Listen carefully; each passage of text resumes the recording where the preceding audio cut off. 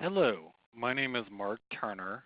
I'm the Senior Director of Public Policy for Colorado Nonprofit Association.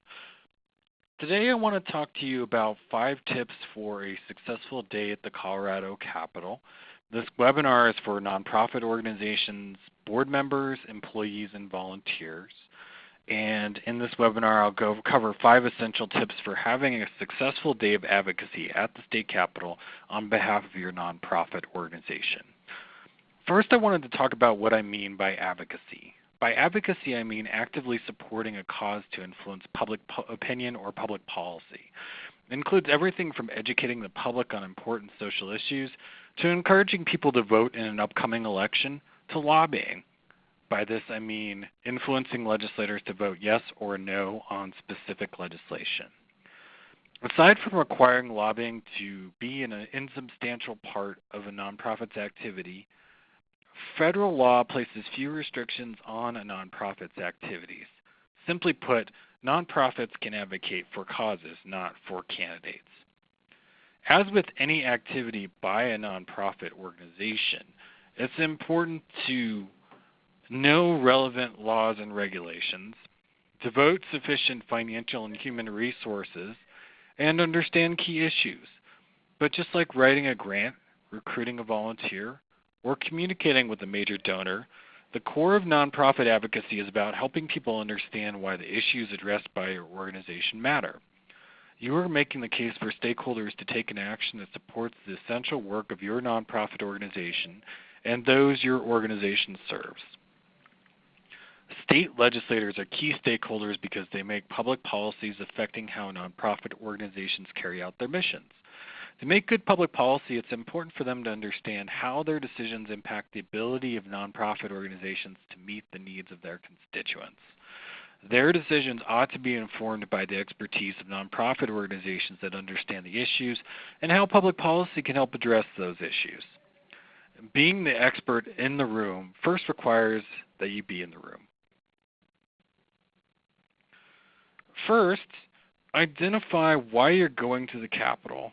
Before you go to the state capitol, you should identify why you want to be in the building and what you hope to accomplish.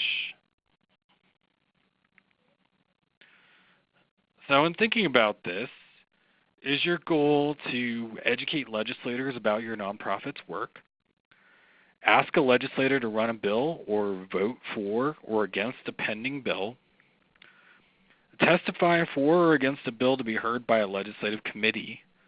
Or do you simply want to learn how the legislative process works and be prepared for any legislation or anything that might come in the future from a legislative body? This list of questions is not exhaustive, but can help you think about how to best contribute your organization's expertise in a way that supports your nonprofit's mission and good public policy.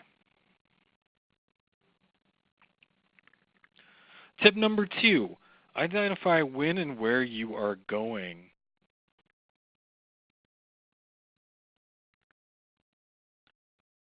You want to use your time wisely at the Capitol because your time is precious and limited.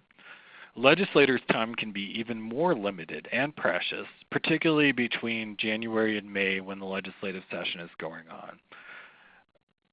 It's helpful to look at the legislative calendar and important, but do keep in mind that the calendar can be subject to change with little notice.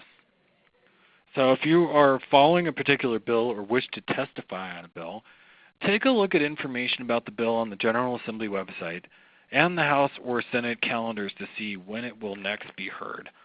All committee meetings and meetings of the full chambers are open to the public, but only the committees allow public testimony. Look for the time and location of a meeting and the bill's order on the calendar. The chambers convene at specific times that are listed on the calendar, typically 9 or 10 a.m. Committees will either be scheduled at a specific time or upon adjournment. Upon adjournment means the committee will meet right after a meeting of the entire House or Senate or a named committee has concluded. Upon adjournment, committees usually meet in the morning, but it really depends on what time the chambers adjourn.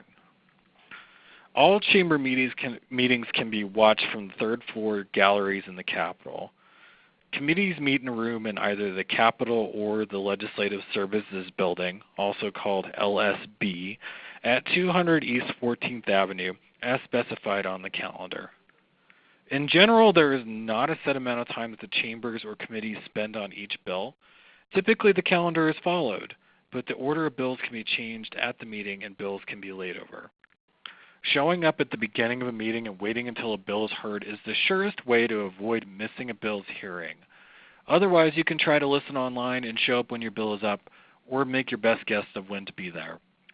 If you are looking to schedule a meeting with a legislator, legislators' offices are located in the Capitol, LSB, or the State Services Building, which is located at 1525 Sherman Street. Confirm the building and office number as you set up any appointments, as most of the buildings do not have directories posted in the building. Appointment times and dates may be affected by what's on the legislative calendar, so it's recommended that you check it for the day of your meeting. Tip number 3, identify which legislators to meet. Using the Find My Legislator tool at the General Assembly website, you can identify state representatives and senators for your home and work addresses. Because you are a constituent, or because your organization serves their districts, you will likely want to start by getting to know these legislators if you haven't already. However, you may want to meet with another legislator who has relevant expertise or serves on a committee that's relevant to your organization's work in general. Look at the legislative directory on the General Assembly website to find all of the contact information that you need. Tip number 4, contact your legislators to set up a meeting. Once you've determined who to meet, contact those legislators to set up an appointment. Whether you reach an aide or the legislator directly, explain the purpose of the meeting and offer multiple times for the meeting. Most likely you will have a half-hour appointment, but probably only 15 minutes to actually meet. It's helpful to draft up a meeting agenda beforehand, whether you share it with the legislator or not, so you can be clear on what you want to discuss and develop your talking points as needed. Also, looking up information about the legislator from credible websites, social media pages, and news articles can be helpful in preparation. This can help you identify commonalities in order to build rapport with the legislator and appeal to the legislator's values as possible and necessary. Tip number 5, conduct an effective meeting. Now that you've planned for the meeting, it's time to cover what you want to discuss with the legislator. Particularly if you're meeting with the legislator for the first time, don't take for granted that the legislator knows all about your organization. Briefly explain your organization's mission, why your organization's work matter, and how it serves the legislator's district.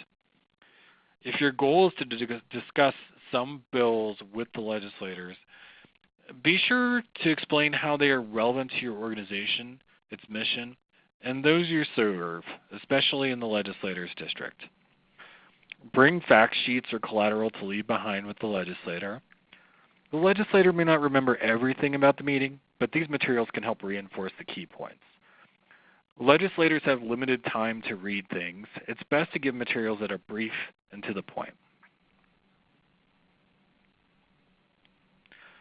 Keep in mind that you set up this meeting for a specific purpose. In addition to educating the legislator on key issues, be sure to make any asks that you have for the legislator at the meeting. Leave enough time in the meeting for the legislators to ask questions about your perspective or engage in other respectful dialogue. Also remember that you are probably looking to establish credibility and build a working relationship with the legislator, not just accomplish an outcome on a single issue. Even if you disagree on the matter at hand, ask how you can help or be a resource to the legislator in the future. This provides an opportunity for a legislator to call on your organization's expertise in the future. You can even invite a legislator to visit your offices or facilities on a future occasion to learn more. This is a good thing to do outside of the legislative session. Legislators will more likely remember the experience of visiting your office than a typical office meeting that's held in the Capitol. After your meeting, send a thank you note and follow up on any unanswered questions that come up during the meeting. This is another way to help build credibility with the legislator.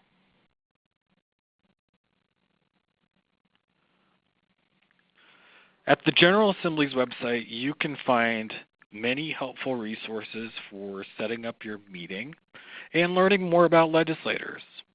You can access the House and Senate calendars, the Find My Legislator tool, and the Legislative Directory. Live and recorded audio from legislative meetings is available at the General Assembly website, along with live and recorded video from the House and Senate chambers. For more tips on building relationships with legislators, holding effective meetings, and learning about key issues affecting Colorado's nonprofit community, visit our Public Policy Resources page. If you have any questions, feel free to call or email me. Thank you for taking the time to learn more about going to the Capitol and working with Colorado legislators.